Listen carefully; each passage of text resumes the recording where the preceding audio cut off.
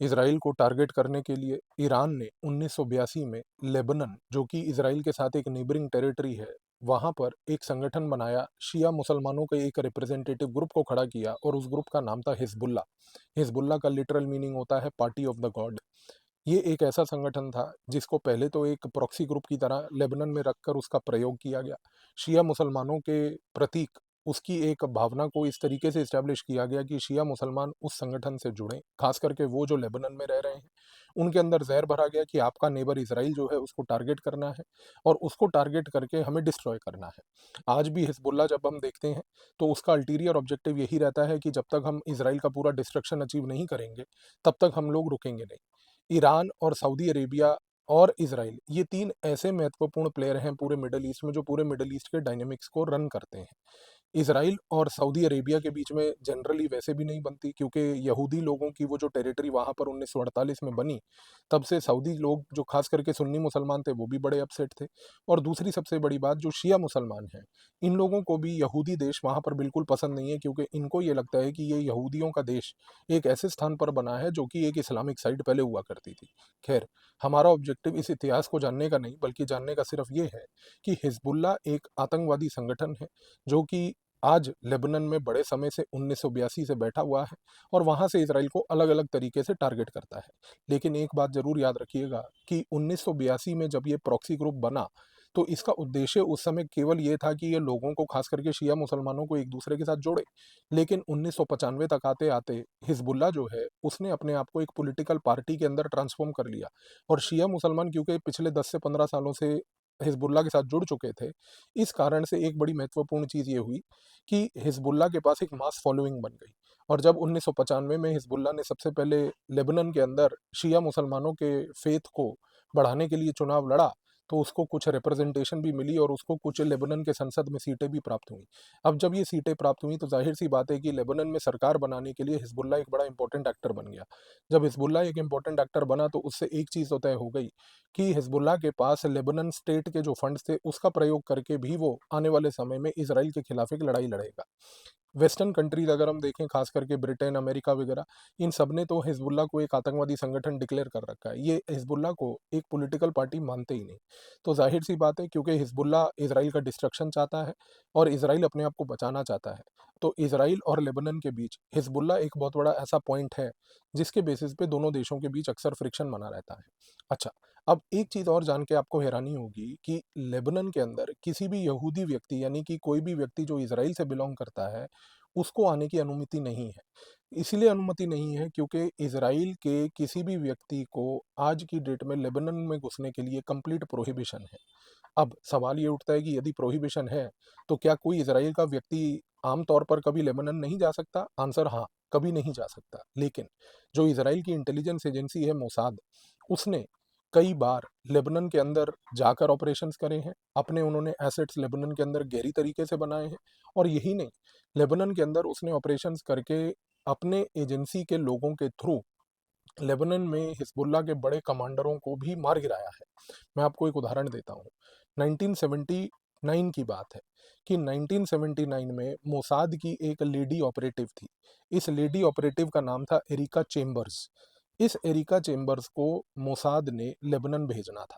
अब लेबनान क्यों भेजना था? उसके 2 कारण थे। पहला, कि लेबनान में उस समय इज़राइल को ये मालूम चला अपनी इंटेलिजेंस सोर्सेज़ के थ्रू कि वहाँ पर पैलेस्टीन लिबरेशन ऑर्गेनाइजेशन पीएलओ जो है, उसका एक बहुत ही महत्वपूर्ण व्यक्ति जिसका नाम बेसिकली था अली हसन सलामे, वो वहाँ पर मौजूद था। अली हसन सलामे इसलिए महत्वपूर्ण था इज़राइल के लिए क्योंकि 1972 1972 में अली हसन सलामे ने एक ऑपरेशन के तहत एक संगठन बनाया। संगठन का नाम रखा ब्लैक सितंबर। इस ब्लैक सितंबर संगठन ने जब बनाया गया, इसका उद्देश्य ये था कि अली हसन सलामे जो है, उसने अपने लोगों को एकजुट करके पीएलओ के मेंबर्स का प्रयोग करके 1972 में म्यूनिख में जो ओलंपिक्स हुए थे, उन ओलंपिक्स में इज़राइल के एथलीट्स को मार गिराया था। और जब 1972 में इज़राइली एथलीट्स को म्यूनिख के ओलंपिक्स में मारा गया और उस ऑपरेशन का पूरा मास्टरमाइंड था अली हसन सलामे, उस पूरे ऑपरेशन का मास्टरमाइंड था अली हसन सलामे की ये जो ऑर्गेनाइज़ेशन थी ब्लैक सितंबर, क्योंकि सितंबर में ओलंपिक्स हुए थे, तो इज़राइल ने एक कसम खा ली थी कि हम अली हसन सलामे को पूरे विश्व में जहाँ भी होगा ढूँढेंगे और मार के गिराएँगे। उन्होंने जब ये बात देखी कि ये तो उनके बगल की ही टेरिटरी लेबनान में है, तो उन्होंने एक ऑपरेशन के तहत डिसाइड किया कि अब इस व्यक्ति को मारना होगा। लेकिन जैसा मैंने आपको बताया कि लेबनान में एक प्रोहिबिशन था कि कोई भी इज़राइली व्यक्ति तो जा ही नहीं सकता, यहूदी व्यक्ति जा ही नहीं सकता। तो एरिका चेम्बर्स जो मोसाद की फीमेल ऑपरेटिव थी, उसने एंट्री कैसे ली? उसने वही तरीका अपनाया जो हर एक इंटेलिजेंस एजेंसी जैसे कि आईबी, रॉ आज की डेट में भी अपनाती है। एक फेक फॉरेन पासपोर्ट बनाया, एक फेक आइडेंटिटी बनाई और मोसाद ने एरिका चेम्बर्स को एक ब्रिटिश चैरिटी ऑफिसर के तहत एक ब्रिटिश पासपोर्ट देकर उसको बेसिकली लेबनान भेजा। अब जब एरिका चेम्बर्स लेबनान गई, तो लेबनान जाके उसने अली सलामे की जो बिल्डिंग थी जहाँ पर वो रहता था, उस बिल्डिंग के एकदम बिल्कुल ऑपोजिट साइड पे उसने अपना घर लिया। वहाँ पर उस घर में रह के उसने पूरा टाइम अली हसन सलामे की ऑब्जर्वेशन करी कि ये व्यक्ति कब जाता है, कब नहीं जाता है, कहाँ जाता है, किससे मिलता है, एटसेट्रा। और फिर उसने एक स्पेसिफिक दिन चुना और वो स्पेसिफिक दिन जिस दिन उसने चुना वो था 22 जनवरी, 22 जनवरी 1979। 22 जनवरी को उसने इस कारण से चुना क्योंकि अली हसन सलामे की माताजी का बर्थडे था 22 जनवरी को। जिस दिन उसकी माताजी का बर्थडे था, उसी दिन 22 जनवरी को एरिका चेम्बर्स अपने घर की बालकनी में खड़ी थी। उसने अली हसन सलामे की जो गाड़ी है, उसके नीचे बम फिक्स कर दिए थे। जैसे ही अली हसन सलामे अपने घर से बाहर निकला, घर से बाहर निकल के अपनी माता को मिलने के लिए वो आगे बढ़ा और उसने जैसे ही गाड़ी का दरवाज़ा खोला, तो गाड़ी के अंदर एक एक्सप्लोजन हुआ और उस एक्सप्लोजन के तहत अली हसन सलामे तुरंत वहीं मर गया। एरिका चेम्बर्स, उसके साथ के जितने मोसाद के उस समय फील्ड ऑपरेटिव्स जिनको कटसा कहा जाता है, KATA से कटसा, वो तुरंत वहाँ से बाहर निकल आए और उसके बाद ये ऑपरेशन बहुत सक्सेसफुल हुआ। लेकिन सबसे बड़ी बात ये भी है कि 1980 के दशक में जो हिज़्बुल्लाह थी, हिज़्बुल्लाह उस समय क्योंकि वहाँ पर बेसिक लेवल पर PLO का कैडर था, बनी तो नहीं थी।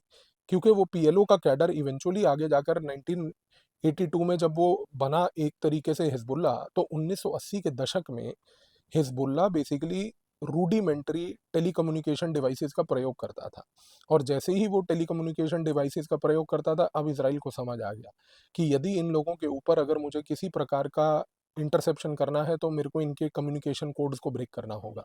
1980 के दशक से आप सोचिए कि इज़राइल हिज़्बुल्लाह कमांडर्स के कम्युनिकेशंस को इंटरसेप्ट करके ब्रेक करने की कोशिश कर रहा था। 1990 के दशक में जब मोबाइल फ़ोन्स धीरे-धीरे आने लगे, तो हिज़्बुल्लाह के कमांडर्स जितने भी हुआ करते थे, हिज़्बुल्लाह के जितने फील्ड ऑपरेटिव्स हुआ करते थे, लेबनान के अंदर इन लोगों ने मोबाइल फ़ोन की प्रयोग को चालू किया और जैसे ही इन्होंने मोबाइल फ़ोन का प्रयोग चालू किया, इज़राइल ने 1990 के दशक में 2 बड़े महत्वपूर्ण काम किए। सबसे पहला काम उसने ये किया कि जितने भी इन टेलीकम्युनिकेशंस नेटवर्क्स का प्रयोग किया जा रहा था, उन नेटवर्क्स को स्टडी करके उन्होंने इन नेटवर्क्स को हैक करना चालू किया। दूसरा, जब इज़राइल ने ये देखा कि ये लोग टेलीकम्युनिकेशन नेटवर्क्स का प्रयोग कर रहे हैं, तो इज़राइल ने उन टेलीकम्युनिकेशन नेटवर्क्स और ख़ास करके टेलीफ़ोन्स को हैक करके उनको भी इंटरसेप्ट करना शुरू किया। इस प्रक्रिया में इज़राइल को अपनी सैटेलाइट्स का बहुत प्रयोग हुआ। इज़राइल ने सैटेलाइट इंटेलिजेंस का प्रयोग करते हुए इन नेटवर्क्स को हैक किया। इन नेटवर्क्स को हैक करने के बाद जब उन्होंने ये चीज़ देखी कि भई इस तरीके से हम हिज़्बुल्लाह कमांडर्स की कम्युनिकेशन को सुन सकते हैं। तो ये बात जब हिज़्बुल्लाह तक को मालूम चल गई, तो हिज़्बुल्लाह ने 1990 के दशक के बाद थोड़ा-सा अपनी स्ट्रैटेजी में 2000 के दशक में बदलाव करना शुरू किया। जब इज़राइल इंटरसेप्ट कर रहा था उनके टेलीकम्युनिकेशन को, इंटरसेप्ट करने के बाद उनके एक-एक आदमी को मार रहा था, तो उस समय 2000 के दशक में इज़राइल के इस स्ट्रैटेजी के बाद लेबनान में हिज़्बुल्लाह के लोगों ने पेजर्स का प्रयोग करना चालू कर दिया। अब पेजर्स तो इनफैक्ट टेलीफ़ोन से पहले की और सेल फ़ोन से पहले की टेक्नोलॉजी है। उन्होंने ये बेसिकली पेजर का प्रयोग 2 कारणों से किया। क्योंकि पेजर यदि आप देखें तो पेजर आज की डेट में 2 प्रकार के होते हैं। सबसे पहला पेजर होता है जिसमें टू वे कम्युनिकेशन होती है, यानी कि आप एक रिसीवर को जो है वो मैसेज रिसीव भी कर सकता है और मैसेज को सेंड भी कर सकता है।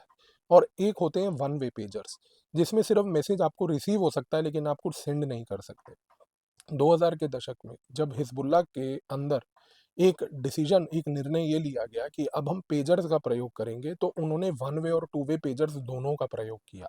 अब जब ये पेजर्स का प्रयोग करते थे, तो अनफॉर्चुनेट बात ये है कि पेजर्स की टेक्नोलॉजी को हैक करना थोड़ा कठिन होता है। कठिन इस कारण से होता है क्योंकि पेजर्स जो हैं वो रेडियो फ्रीक्वेंसीज़ पे चलते हैं, और क्योंकि वो रेडियो फ्रीक्वेंसीज़ पे अपने सेंडर रिसीवर को मैसेजेस ड्रॉप करते हैं और बीप करते हैं, इसीलिए कई बार पेजर्स को बीपर्स भी कहा जाता है। तो इस कारण से उन्होंने अपने नेटवर्क को और बढ़ाया। लेकिन भूलिएगा मत, मोसाद मोसाद है। इन्होंने आइडेंटिफाई किया कि भाई पेजर्स भी हों, हमें इस टेक्नोलॉजी को तोड़ना है। तो मोसाद के अंदर एक यूनिट है, और ये यूनिट का नाम है यूनिट 515। ये यूनिट 515 जो है, ये अभी हाल ही में लेबनान में इसका भी प्रयोग किया गया है। अब यूनिट 515 जो है, ये करता क्या है? यूनिट 515 आज मोसाद के अंदर इज़राइल डिफेंस फोर्स के साथ बड़ा क्लोजली काम करता है। इज़राइली डिफेंस फोर्स जो है, उसकी जो सिग्नल इंटेलिजेंस है, उस सिग्नल इंटेलिजेंस के अधिकारी मोसाद के यूनिट 515 के साथ काम करते हैं। इज़राइली डिफेंस फोर्स के सिग्नल इंटेलिजेंस और मोसाद के 515 यूनिट के लोग इंटरचेंजेबली एक दूसरे की ऑर्गेनाइजेशंस में भी इंगेज करते हैं।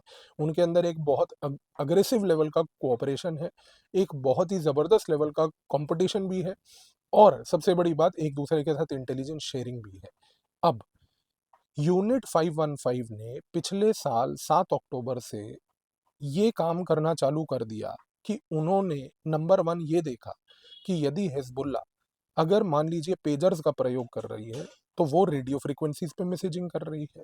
तो यूनिट 515 ने एक चीज़ पिछले साल 7 अक्टूबर के बाद ठान ली कि जो चीज़ हमें सबसे पहले करनी है वो ये है कि हमें इन पेजर्स की रेडियो फ्रीक्वेंसी को हैक करना है।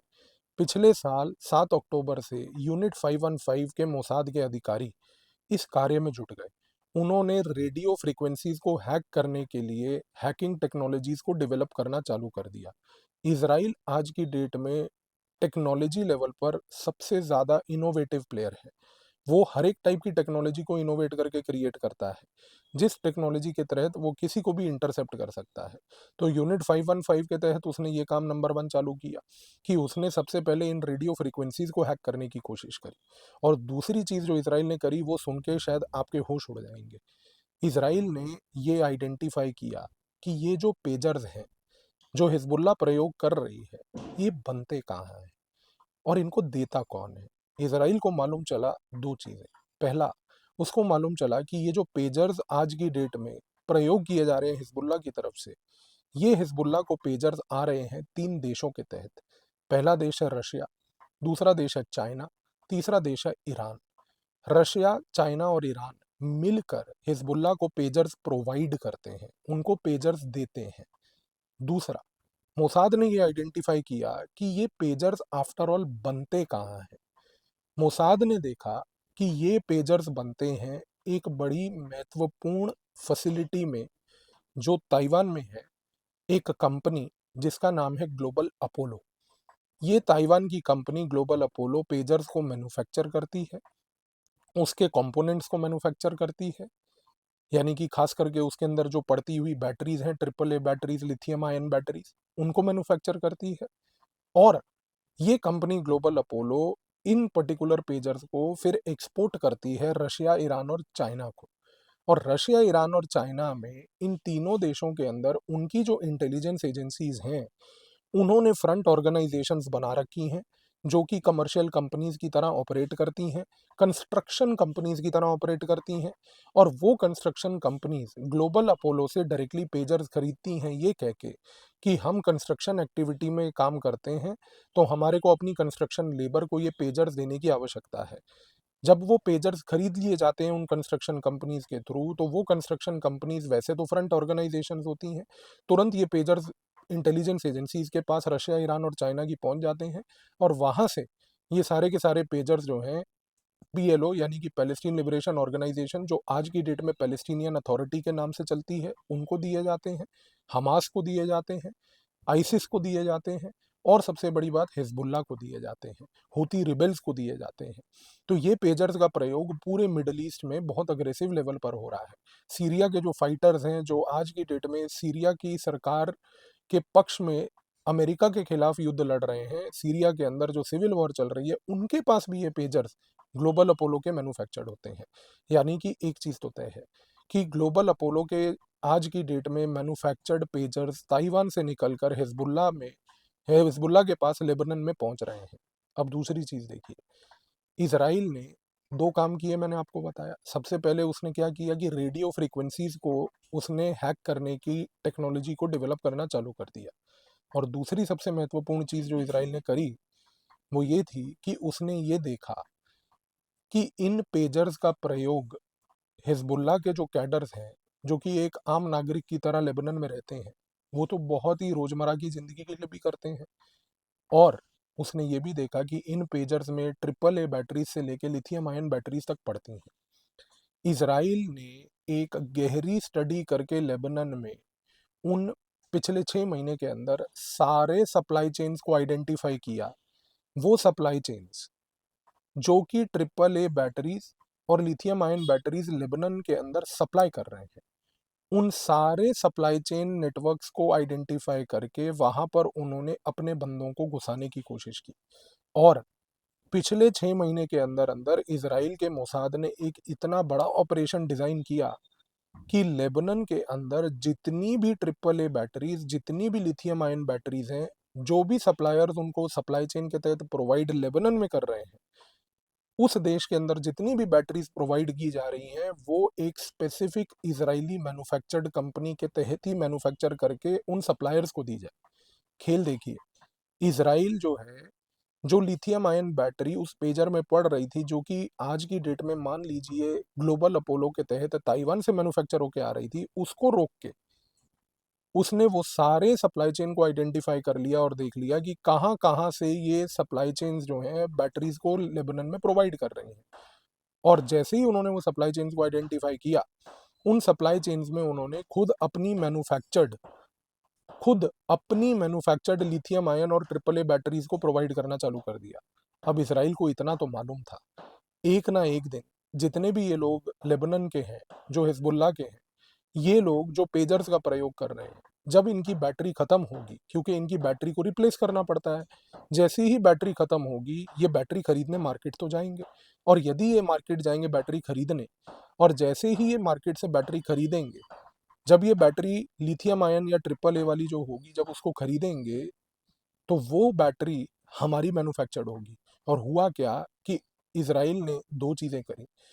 वो बैटरी इस प्रकार से डिज़ाइन करी कि वो बैटरी जरा से प्रयोग के बाद इंस्टेंटली हीट अप हो जाती है। और जैसे ही वो इंस्टेंटली हीट अप हो जाती है, वो बेसिकली एक एक्सप्लोजन क्रिएट कर देती है। इसराइल का ये ऑपरेशन इस प्रकार से डिज़ाइन किया गया। और इसराइल सिर्फ ये lithium ion triple A batteries जो पेजर्स में प्रयोग होती हैं, उसने यही नहीं रुका। उसने रेडियो फ्रीक्वेंसीज जो आज की डेट में प्रयोग हो रही हैं, खास करके वॉकी टॉकीज में, जिनको हम वायरलेस कम्युनिकेशन डिवाइसेस भी कहते हैं, उनको भी हैक कर लिया। तो इसराइल आज की डेट में इस प्रकार से पूरे मोसाद की तरफ से ये डिज़ाइन किया गया ऑपरेशन, जो हाल ही में सक्सेसफुल होते हुए आपको दिखा, इस ऑपरेशन में अब आप समझ लिए कि इसराइल ने कितना बड़ा एक गेम खेल दिया। लेकिन इससे भारत को भी कुछ सीखना पड़ेगा। भारत को भी ये सीखना पड़ेगा, क्योंकि पाकिस्तान जो है आज की डेट में आईएसआई वाले चीन द्वारा मैन्युफैक्चर्ड टेलीकम्युनिकेशन इक्विपमेंट्स का प्रयोग कर रहे हैं लाइन ऑफ कंट्रोल के आसपास। पाकिस्तान के जितने भी आतंकवादी हैं, वो इस चीनी मैन्युफैक्चर्ड इक्विपमेंट्स का प्रयोग करके भारत के लाइन ऑफ कंट्रोल के आसपास इंस्टेबिलिटी क्रिएट कर रहे हैं। हमें इसराइल की मोसाद से ये चीज़ सीखनी है कि किस तरीके से सैटेलाइट कम्युनिकेशन जो आज की डेट में प्रयोग हो रही है, उसको हैक किया जाए। क्योंकि ध्यान दीजिए, हमारे पास जो टेक्नोलॉजी है रेडियो फ्रिक्वेंसीज को, हम भी आज की डेट में डायरेक्टेड एनर्जी वेपन्स के थ्रू हमारी रॉ जो है उसको इंटरसेप्ट कर लेती है। लेकिन क्योंकि चाइना इस बात को समझ चुका है, पाकिस्तान इस बात को समझ चुका है, जो हिजबुल्ला अभी तक नहीं समझा था, कि रेडियो फ्रिक्वेंसीज आर हैक्ड। तो इस कारण से हुआ क्या है कि पाकिस्तान और चाइना ने रेडियो फ्रिक्वेंसी से बचने के लिए, चाइना ने स्पेसिफिक इक्विपमेंट बनाकर पाकिस्तान को दिया है, जो सैटेलाइट्स के थ्रू काम करता है। एंड आज की डेट में मोसाद के पास रेडियो फ्रिक्वेंसी से लेके सैटेलाइट कम्युनिकेशन तक को इंटरसेप्ट करने की क्षमता है। भारत को ये चीज़ उससे सीखनी पड़ेगी। और ये चीज़ सीख के हम पाकिस्तान के द्वारा इस सैटेलाइट कम्युनिकेशन का प्रयोग जो भारत के खिलाफ चीनी इक्विपमेंट्स के थ्रू किया जा रहा है, हम उसको भी काउंटर कर सकते हैं। तो आई होप अब आपको इसराइल का जो पूरा मोडस ऑपरेंडी था इस ऑपरेशन के तहत, कि किस तरीके से उसने रेडियो फ्रीक्वेंसीज को हैक किया, किस तरीके से उसने ग्लोबल अपोलो जैसी कंपनी को आइडेंटिफाई किया, जो कि एक सप्लायर थी बहुत बड़ी रशिया, ईरान, चाइना को, किस तरीके से उसने पूरे देश के अंदर बैटरी सिस्टम्स को लेके जो सप्लाई चेन थी, उस सप्लाई चेन को भी हैक करके अपनी मैन्युफैक्चर्ड बैटरीज प्रोवाइड करी, और वो भी इस प्रकार की बैटरीज जो कि जरा से यूसेज के बाद एकदम से हीट अप हो जाती हैं। और जैसे ही इन दोनों चीज़ों का, रेडियो फ्रीक्वेंसी की हैकिंग का और बैटरी की हीट अप होने का कॉम्बिनेशन आया, आपके सामने ये रिजल्ट आया कि हिजबुल्ला आज की डेट में एक नए टाइप ऑफ वॉरफेयर को टैकल करने के लिए अब परेशान हो गया है। तो आई होप इस पर्टिकुलर वीडियो के बाद इसराइल के इस मास्टर स्ट्रोक के बारे में आपको एक गहरी जानकारी प्राप्त हो गई होगी। और जैसा मैंने बताया, भारत के लिए एक ये बहुत बड़ी लर्निंग है आगे जाके हमारे केस में, खास करके चीनी और पाकिस्तानी इक्विपमेंट को लेके। धन्यवाद।